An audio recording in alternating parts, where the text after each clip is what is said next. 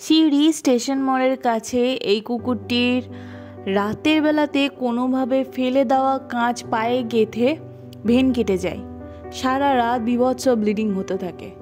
সকালবেলাতে আমাদের গ্রুপ সদস্য বাপি কাকু এবং জয় কাকু কুকুরটির ওই কন্ডিশন দেখে আমাদেরকে ফোন করে। ততক্ষণে কুকুরটি মাত্রাতিরিক্ত রক্তক্ষরণের কারণে নেতিয়ে পড়েছে। ঘটনাস্থলে বাপ্পা, চঞ্চলদা এবং দেবজিৎ গিয়ে পরিস্থিতি সামাল দেয়।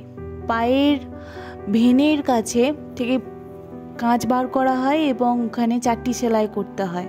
তারপর থেকে টানা ও ট্রিটমেন্ট চলছিল।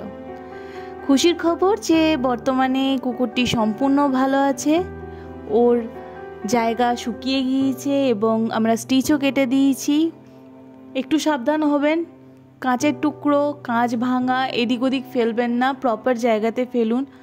অবলার তো বলতে পারে না, ওরাই আঘাতপ্রাপ্ত হয়, সেই জন্য বারবার খারাপ লাগে, খুব খারাপ লাগে। এই ধরনের পরিস্থিতি আমরা ফেস করি, তো আমরা জানি খুব কষ্ট হয় ওদের। একটাই অনুরোধ করব, একটু সাবধান হন। শুধু রাস্তার অসহায় অবলা নয়, মানুষের ক্ষেত্রেও এগুলো বিপজ্জনক। ধন্যবাদ বাপি কাকু, জয় কাকুদের মতো মানুষদের যারা রাস্তার অসহায় অবলাগুলিকে আগলে রেখেছেন আর ভালোবাসেন।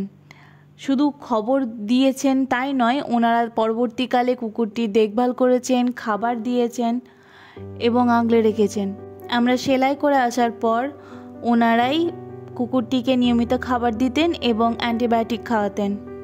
ধন্যবাদ এইভাবে অবলাগুলিকে ভালোবাসার জন্য।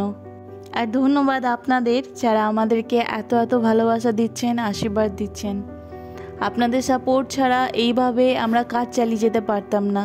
প্রার্থনা করব ভবিষ্যতেও আপনারা আমাদের পাশে থাকবেন এবং আপনাদের পাশে নিয়েই আমরা এইভাবে কাজ চালিয়ে যেতে পারবো। রাস্তার এই অসহায় বাচ্চাগুলির আমাদের ওপর অনেক অধিকার।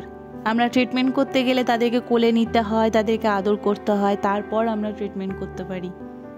এটা ভালোবাসার বন্ধন। এই ভালোবাসা না থাকলে আমরাও এইভাবে কাজ করতে পারতাম না, আর ওরাও আমাদেরকে এত ভালোবাসতে পারতো না। ধন্যবাদ আমাদের এত ভালোবাসার জন্য।